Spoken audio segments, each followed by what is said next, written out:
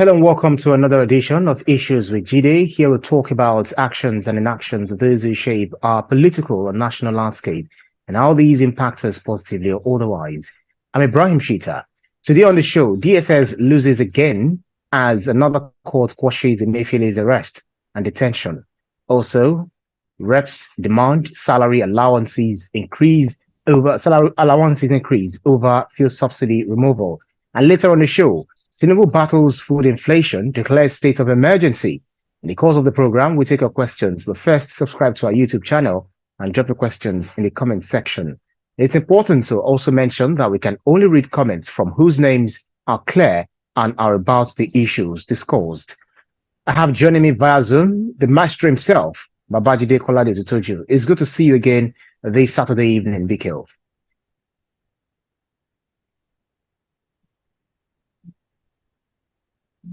Yeah, thank you, Brian. Good evening. Great. So the court has finally granted an order of injunction directing and mandating the DSS to release an unfair Mr. Emefiele from any arrest, detention, custody, or interrogation with regards to allegations of terrorism, financing, fraudulent practices, money laundering, round tripping, threats to national security before or from any court in view of the subsisting judgments of Justice M.A. Hassan. What's your reading of this legal twist and turns? But take the question again. Yes, I was saying that asking you about your reaction to Mr. The court which finally grant an order of injunction directing and mandating the DSS to the DSS to release and unfetter Mr. Emefiele from any arrest or detention or custody or interrogation with regards to the allegations of Godwin Emefiele, as you know, in any what's it called before or from any court view of the subsisting judgment of Justice M.A. Hassan. So I was asking, what is your reading of this twist and legal twist and turns? Well, I'm not aware of any court ordering the DSS not to interrogate the suspended CBN governor, not to arrest him, or even investigate him. What I'm aware of is that two different courts made it clear to the DSS that, yes, you can investigate, you can detain him, but you cannot detain him ad infinitum. You cannot detain him indefinitely. That is what I'm aware that two courts, that is the pronouncement, those are the pronouncements from two courts as far as I'm concerned. The two courts are Abuja courts, and what the courts made clear, one of the court, the first court said, prosecute him within 7 days or release him. The other court, Justice Kahu's court, directed the DSS to charge him to court or release him within 48 hours. Justice Kahu had 3 reliefs before him. And the reliefs, one of the reliefs was for him to give another, setting aside his detention by the DSS. Another one was to stop the DSS from further arresting and detaining him, and then an order setting aside his detention. The court did not grant any of those prayers, but the court went ahead to say within 48 hours, prosecute him or have him released. Nigerian newspapers, including, of course, the online ones, chose to report that the court ordered his release. No, they clearly have not read the judgment. The court didn't order his release. The court said, charge him to court within 48 hours or release him. That is not the same thing as saying release this person immediately. So I agree with the judges that, look, yes, it is not against the law to put the suspended CBN governor in detention, but it is against the law and against his fundamental human rights to keep him in perpetuity in detention. This is the crux of the matter. The courts are not saying release him with immediate effect. They are saying prosecute him or release him. And the second court said, gave the DSS 48 hours within which to prosecute him or have him released. So now, remember in 2022, the DSS approached the courts seeking his order to detain Godwin Emefiele on allegation of terrorism financing. The DSS had begun investigating him and they had asked him for some material, some documents. He was cooperating. But suddenly, he approached the court and got an order of the court stopping the DSS from effecting his arrest. So he didn't wait for them to arrest him. He moved quickly and got an injunction of the court stopping his arrest. That was in 2022. That order of the court has not been vacated. Now, the DSS have told Nigerians that they found rounds of ammunition in possession of Godwin Emefiele. And for this reason, this is the first of, in my view, several charges that they are likely to bring against him. Because when you look at what has happened, there is a matter of terrorism financing for which they have applied to the court to arrest and detain him. And then he ran to the court and got another restraining the DSS from arresting him. Now, the DSS says they found in his possession more than 100 rounds of ammunition. Emefiele is not a custodian of arms. He's a banker. Yeah. He's not the chief of defense staff. What was he doing with more than 100 rounds of ammunition?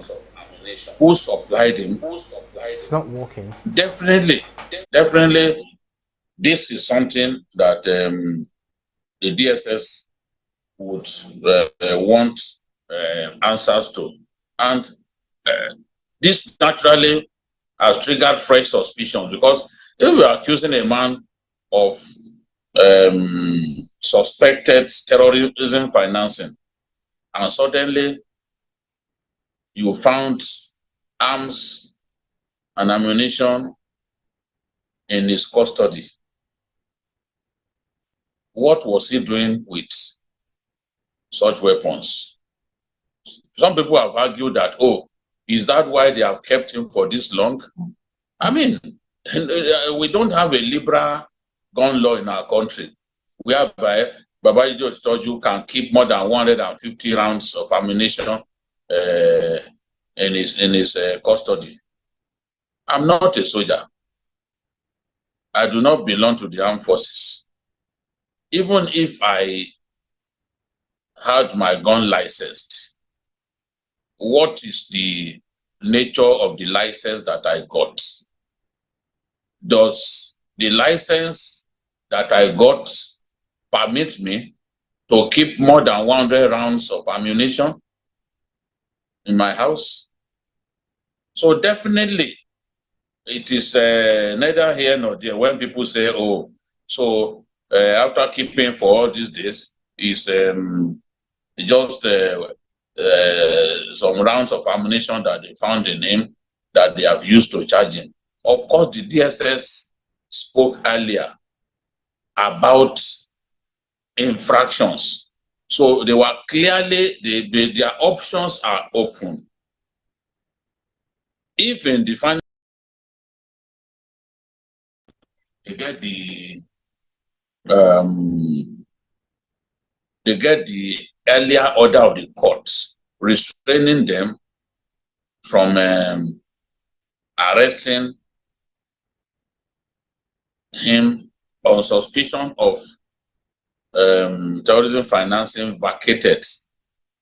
Perhaps they will be similarly charged for that one. My suspicion is that the DSS will not stop at this particular case that they brought against him. They have other issues that in the fullness of time, perhaps they will just be charging him one after another. I've seen Nigerian security agencies do this so that sometimes to wear down the suspects. I believe that they have, after charging him with illegal possession of ammunition, they are still going to charge him in respect of other infractions, including money laundering, including terrorism financing. You know, sometimes when they are investigating an individual, they can even run into something fresh and interesting. I guess this is what has happened. Yes, they wanted to arrest him over terrorism financing. That matter is still there. It has not been closed. But they found another reason to charge him, and that is the matter of illegal possession of firearms. That is an offense, and it is in his place to defend himself the best way possible. So, and by the time he's taken to court, he will have to ask for bail. So for now, it's in the hands of the DSS. It's still, the DSS has not operated outside the law by keeping him, because they've moved ahead to have him charged, you know, before the expiration of the deadline that those two courts gave. He will definitely have his day in court. I'm very certain about that. Right, because so Tony Adekunle says JIDE is so intelligent, but I like his bravery more. Not afraid to stick his neck out for what he believes in. Fabian Akai says this is a case of fetching water with a basket and expecting to retain the water.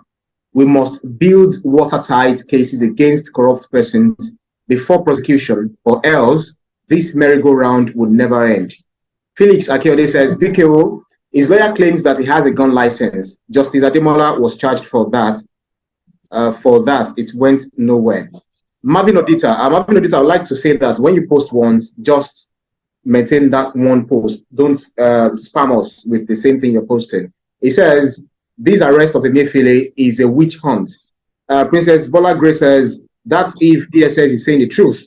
Their cases can be loaded to deepen its arrest. And lastly, Samuel Olorun for says, infractions upon infractions. The DSS must work hard to ensure that Emefiele do not go unpunished. I think that's also a stance that you support. But we need to move on because we've got two other issues to look at today. reactions have actually traced the demand by members of the House of Representatives for an upward review of their salaries and allowances following the removal of fuel subsidy and the current economic situation in the country. How do you react to this? No, I'm just embarrassed by the behavior of our federal lawmakers. 469 of them, about 70% of them are new. Now, the excuse they are giving us is that they want to use 70 billion to settle new members, to settle them down, to help them improve on their working conditions. I do not understand. We can't have a situation in which we are giving 8,000 naira to the most vulnerable in our society. And federal lawmakers who already we are complaining about their humongous allowances, allowances that are not in the public domain. People don't know what they earn. They treat it like a matter that is cult related. I remember a senator speaking on TV and they challenged him to tell Nigerians how much he earns. He refused. He refused bluntly on TV to tell Nigerians how much he earns. Because if you hear how much each of these lawmakers go home with, your blood will boil. And in spite of earning so much, they do so little and they are corrupt.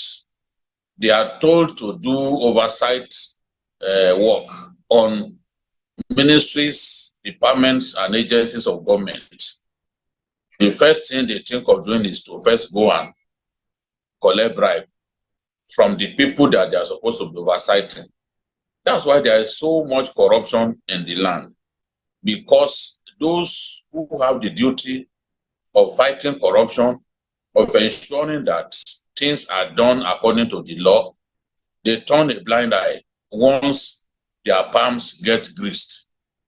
Why do lawmakers battle themselves for so-called juicy positions? Committee on Appropriation, Chairman Committee on Appropriation, Chairman Committee on Public Accounts. Talking of public accounts, government agencies, ministries, agencies like NNPC.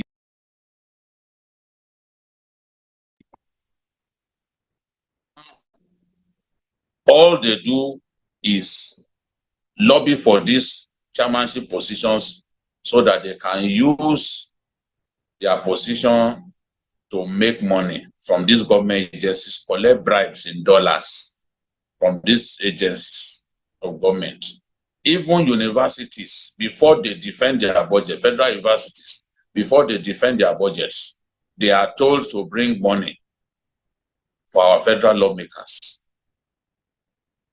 I know the vice chancellor who got so angry and he said he was not going to pay. Of course, his university suffered because they refused to appropriate money for them. Yet, in spite of all of this money that they are making, they still don't feel contented. My own argument is simple. The Tinubu era has shown that we all have to sacrifice. Subsidy removal has inflicted so much pain on our people. But we knew all along that if we did not remove subsidy, that Nigeria will go bankrupt. Now, the tightening of belts, the sacrifice has to go round. We can't have a situation in which our leaders, the National Assembly, will not feel like sacrificing at all. Why should they be asking for for more allowances, asking for even salary increase. I was surprised that they could even bring that up. They are not, already they are very comfortable. Why should they be thinking of salary increase at this time?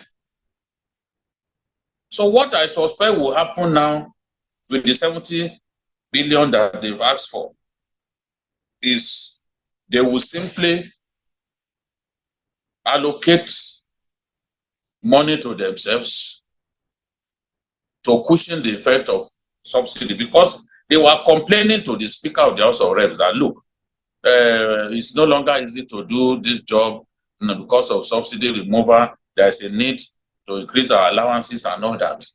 So that money, that 70 billion, will probably go to beefing up the allowances of our federal lawmakers. It's horrible. It's something that the everyday Nigerian does not want to hear. The rest of us are going through a lot. Our leaders are behaving like nothing has changed.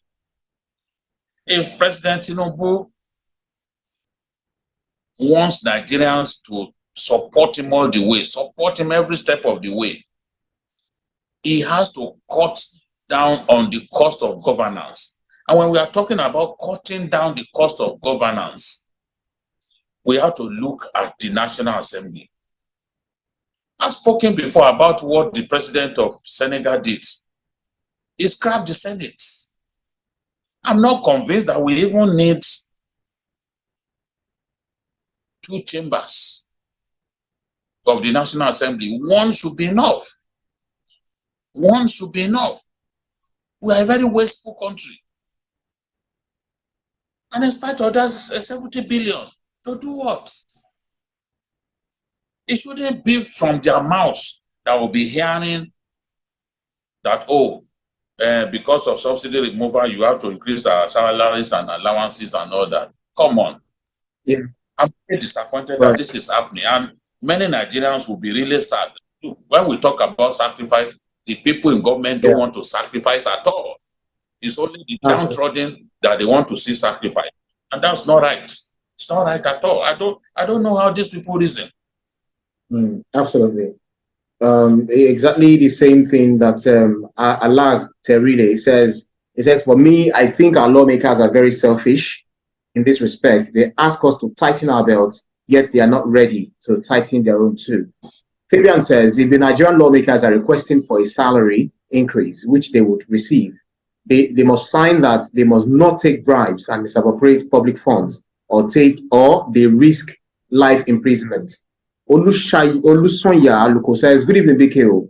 I'm joining you for the first time from Okiaro State, a state with the worst road network in the universe.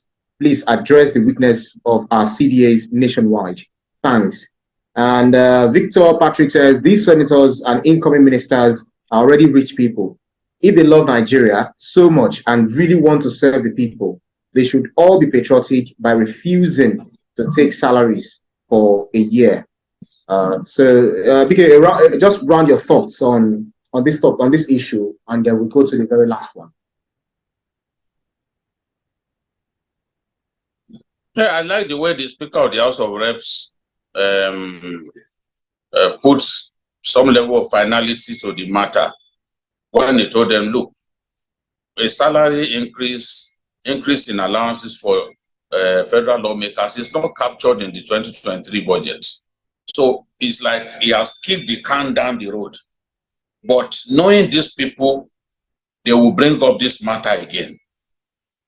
And the Speaker knows that if he does not do something about their welfare, he will become unpopular, and in no time they will even impeach him. So, but he told them, look, what you're asking for is not captured in the 2023 budget. So his hands are tied. He cannot do anything about that at this time. But the 70 billion that they asked for from the supplementary fund, That's bad enough. That will give them what amounts to an increase in their allowances. That's collecting increase in your allowances through the back door. In my view, that 70 billion, that is what they are going to do with it. Well, we'll see how it pans out at the end of the day. A lot of people are actually agreeing with you here. But then let's change tack by looking at our very last issue for today. President Bola Tinubu, declared a state of emergency on food security. He has also unveiled a series of immediate interventions aimed at ensuring food availability and affordability in a bid to address the rising food inflation in the country. BKO, what say you to this issue, to this latest development coming from the incumbent administration? Well, it's a thing of joy that the president realizes that our people are going through a lot at this time. I'm happy that the president readily admits that inflation has hit the roof and our people are finding it difficult to feed. This is the truth. Our people are finding it difficult to make ends meet, to feed their families, because things like oil, prices of oil, yam, and other tubers, bread, cereals, fish, potatoes, fruits, meat, vegetables, and spirits for those who drink have become extremely expensive. Tomatoes, very expensive at this time. I was told that people have even resorted to using grounded pepper and eggplants in place of tomatoes. It is that bad. Food inflation has been rising and rising in our country. I've spoken before about the inability of our people, a lot of our people, to buy a tuber of yam. Because a tuber of yam, sometimes they will tell you, is like 1,800, 2,000 for one tuber of yam. And given how expensive it is, yam sellers, especially the women amongst them, now slice a tuber of yam into many places so that people will be able to afford it. Those who can buy a whole tuber of yam can buy like 3-4 slices and still get a semblance of consuming yam. It is tough for our people. But as good as the steps that the president wants to take, including releasing food grains from the strategic grain reserve, provision of fertilizer, and all that, cultivation of more than 500,000 hectares of land for agriculture. As long as we do not address the problem of insecurity, especially in Nigeria's food production belts, is one big reason food is so expensive in our country today. And for this reason, food production has gone down. And when food production goes down, definitely the price of food will go up. Many Nigerians lost their rice farms last year to flooding, which killed so many Nigerians. Hundreds of thousands of Nigerians were killed by the floods last year. And many rice farms were washed away by floods. In Nasarawa, in fact, Olam, which is one of the biggest rice producers in our country, lost so many hectares of his rice farms in Nasarawa State. it happened in Taraba, it happened in Kebbi, which is another major rice producer. It happened in many places. They are yet to recover. Some were forced to quickly harvest their crops before the due time, once they saw that the floods had come. We need to do our best to address perennial flooding in our country, because it is predisposing people to hunger. We need to address insecurity. I remember going to buy ram, and I was told that, look, some of the places where we used to buy these giant rams, we can no longer go there. You see, places like Katsina, Sokoto, Sokoto used to be very good in livestock. Katsina, Sokoto, Borno, you know, these are big livestock producers. Kebbi. A lot of these places are not safe. Farmers are stopped from going to farm. Some of them are forced to pay certain levies by bandits before they can sell their farms. This definitely has tremendous implication on food production. So as we are trying to encourage farmers by providing some of what they need, including credit and all the credit facilities, we have to address insecurity. We have to address this. If we can defeat insecurity across the major food production belts of our country, food production will improve. And when it improves, it will inevitably drive down prices. So I'm happy government is also talking about the commodity board, because if we have this national commodity board, we can continually assess food prices and keep food prices stable. Because if we don't keep food prices stable and they continue to go up in this way, if we are not careful, our people could take to violence. They could resort to violence when they become too hungry. After all, we've seen even the French Revolution was caused by the high cost of bread. And the former president of Sudan, Nemeri, was removed over high price of bread.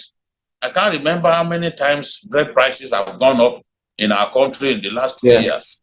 Bread that I used to, a loaf of bread, premium quality bread, that we used to buy for 250 naira, you know, just under 2 years ago.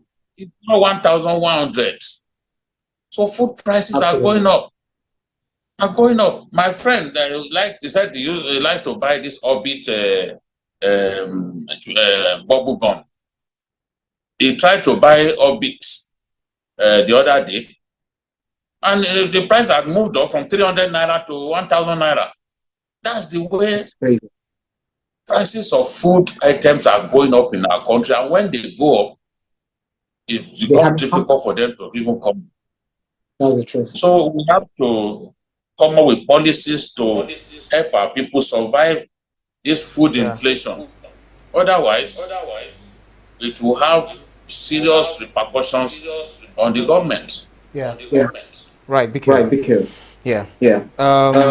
Oluchukwu Kletter said, good evening, Maestro. I have a question. What should be the best way to share the 8,000 naira promised by the Tinubu-led government? As a Kletter, okay, he said from Ogun State. You answer that. But Victor Patrick said the president sincerely means well for the country, and he's someone that really wants to succeed. But Nigeria is a very complicated country. If you just pray for him to succeed. Abel Ghana, Babajide, the president cannot do much. The National Assembly should be the one checking, to reduce spending. Felix Akiode says, hopefully the price control board mooted will work, provided the political will and stakeholders are able to contribute on proposed board. So quickly respond to Cletos's question about how you think could be the best way to share the 8,000 naira promised by the government? Quickly. Frankly, that is not a policy that I believe in, because it is not something that can go far. It's not something. I'm not saying that 8,000 is nothing. That's not what I'm saying, but how much can it do?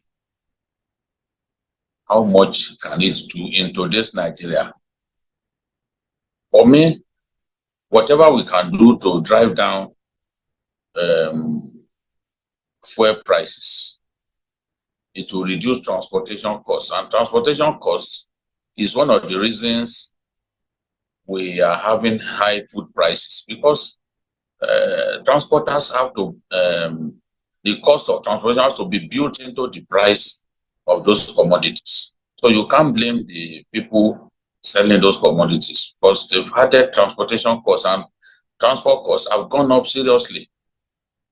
To travel to my state, Kogi now, from Lagos during the last Salah, people pay 10,000 naira per head. I mean, look at that jump. Something that we used to pay like 2,000, 3,000 for, going to straight to 10,000. So it's even tough for people to travel now. Things are generally tough for people. I don't think 8,000 can do so much. But you see, the former president made a law about this conditional cash transfer. So Asiwaju Bola Ahmed Tinubu is obligated to continue this conditional cash transfer. And I think he also believes in it. But I don't think, for me, if you ask me, 8,000 naira, it's not a lot of money in today's Nigeria. It can only do a little for people. We have to think of other methods that we can adopt to alleviate the pains of our people. Honestly, government has to think, sit down, think about what it can do to alleviate the pains of our people, reduce transportation costs. If they are going to flood our cities with mass transit buses, some of using compressed natural gas, which is very cheap compared to petrol. Compressed natural gas, it's like the equivalent of 150 naira per liter, whereas fuel is over 500 naira per liter. So our people will find that much more accessible and cheap. So we need to do our best to save our people from the terrible times that they are going through at this time. Because the more government fails to do something to ease the pains of our people, the more the government will be popular. So absolutely, I sure has his work cut out for him. He has to think of what he can do to alleviate, to ameliorate the pains of our people. He has to think out of the box, and thank God is someone who does not like to see people suffer. So he has to really do something at this time.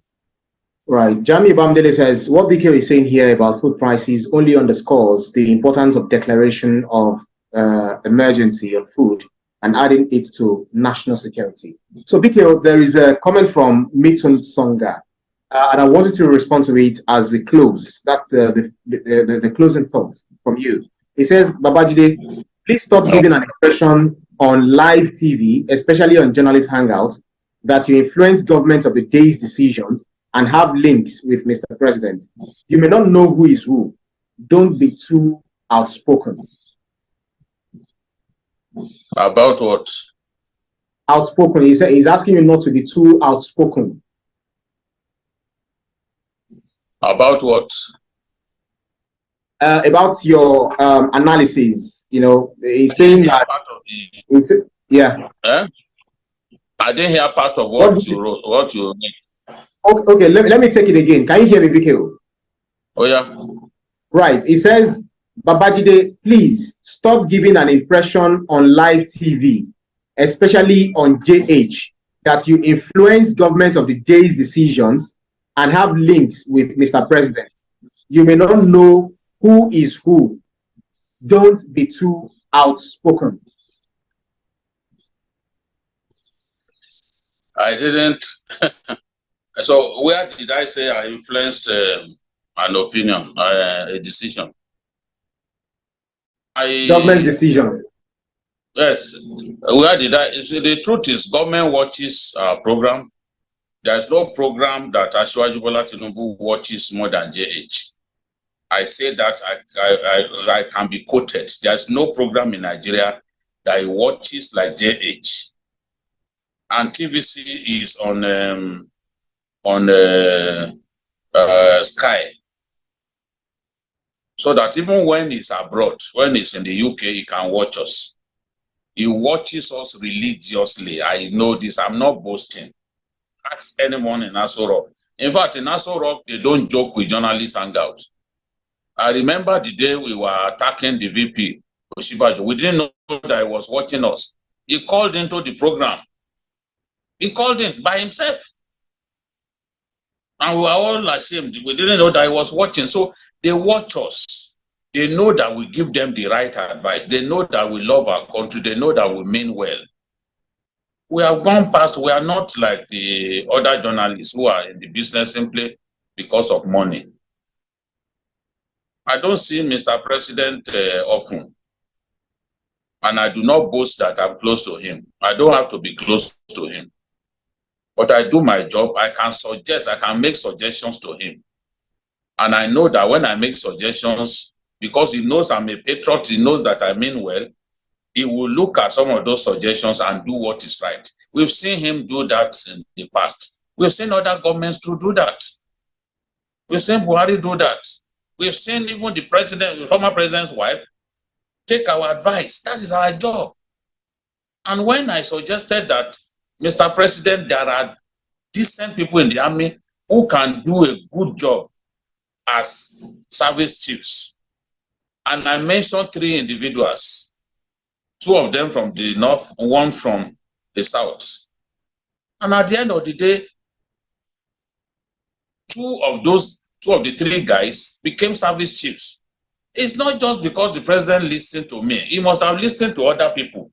He consulted widely. He consulted widely. Tinubu as an individual consults widely. He will listen to what we are saying.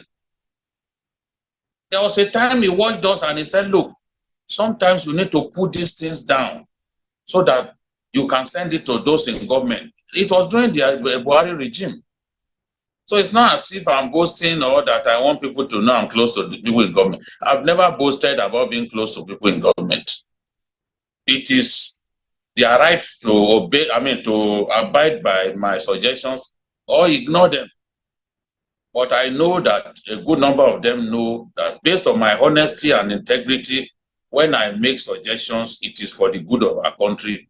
And they have taken to a lot of the suggestions that I've made, so many. Even army chiefs. I've seen suggestions that I made that the army, in the end, decided to do exactly what I suggested to them to do.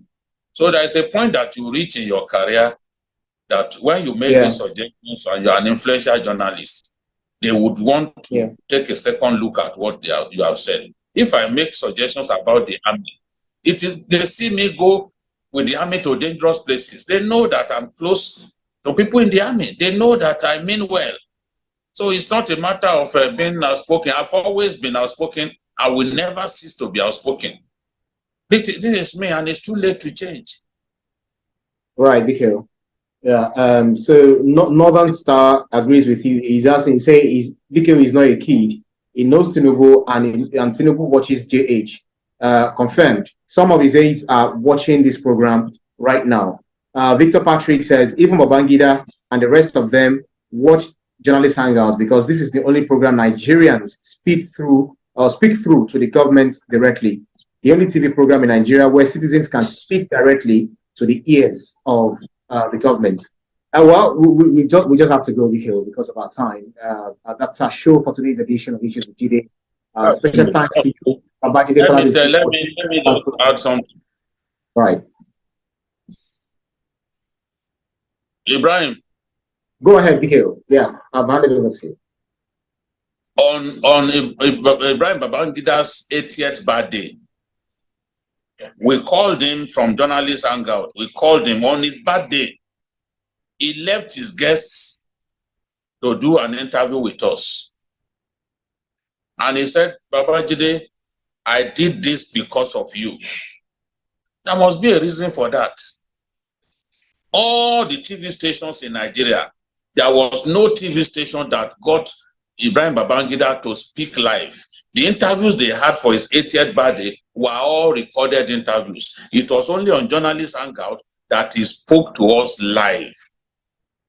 They know that that is the program where the truth is told. And they know that we value the truth so much and we investigate. We don't just sit in our studios putting on some cheap price and saying rubbish that we picked up from social media. We have outgrown that. And as long as we continue to do that, we will continue to grow in influence and in integrity. Absolutely. So Godwin Osato says, BKO, your analysis is always on point. Keep it up. Hassan Ahmed says, Journalist Hangouts is the best channeling mechanism that makes the government understand some problems they actually don't know. So it's good, and we have seen it work. Babajide is right. Felix Akiode says, BKO, whatever, I love your candor. The love of the country is deep in your heart. So, and so on and so forth. Because of our time, we have to go. Special thanks to you, Brian, for those analysis. Yes. Thank you. Right. And thanks to you, to our audience, for joining us in every edition. You can see the program again anytime by subscribing to our YouTube channel, TVC News Nigeria. Click on the subscribe button to get the latest information.